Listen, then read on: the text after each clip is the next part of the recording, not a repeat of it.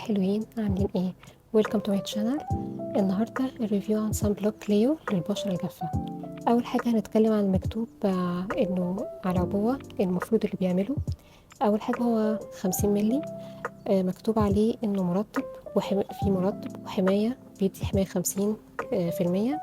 بيحمي من اليو في اي واليو في بي ومقاوم للميه، ومكتوب عليه انه البشرة حساسة. انا بشرتي جافة جدا، فعشان كده انا جبت الخاص بالبشرة الجافة.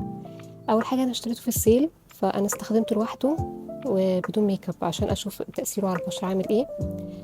انا بشرتي جافة جدا، فهو ترطيبه يعتبر كويس. لكن لو بشرة عادية، هو مكتوب عليه من هو من البشرة عادية للجافة، فهو اعتقد هيبقى دهني شوية، هيدي احساس دهني على اي بشرة تانية، البشرة العادية او حتى بشرة جافة بس مش قوي. بيعرق البشرة شوية، ودي حاجة ممكن طبيعية بتحصل مع معظم الصن بلوك. آه تاني حاجة، هو بياخد وقت معايا شوية في انه يمتص، يعني خد وقت معايا كتير عشان يمتص. بيسيب اثر دهني وايت كاست كده على البشرة. انا بشرتي لونها خمري فاتح شوية، فكمان حتى مش بيسيبها بشكل لطيف، لا ده بيعملها اكنها لونها في حاجة ابيض مجيرة على بشرتك، فدي حاجة مش حلوة خالص.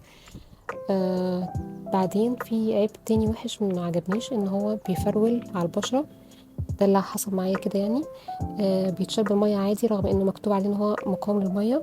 ورغم اني ما زلتش البحر، بس لما مجرد اني غسلت وشي بالمية اتشال عادي جدا. لكن طبعا يحتاج غسول علشان هو يعتبر تقيل شوية. ليه؟ عشان ما يسيبش اي يعملك اي حبوب تحت الجلد ولا اي حاجة، عشان مبقاش يسد المسام، فلازم هيبقى محتاج غسول كويس بعديه.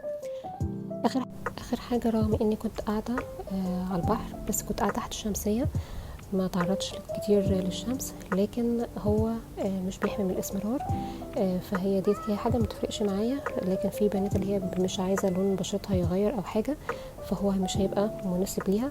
فممكن نقول ان الكليو مش حلو قوي للبشره او الوجه. هو ممكن اخر حاجه هو يدوب ينفع للجسم بس كده. يا ريت الريفيو النهارده يكون مفيد وعجبكم. اذا عجبك الفيديو ما تنسيش تعملي لايك وسبسكرايب للقناه، واي سؤال سيبهولي في الكومنت، وهسيب لينك الانستجرام بتاعي في الديسكريبشن بوكس.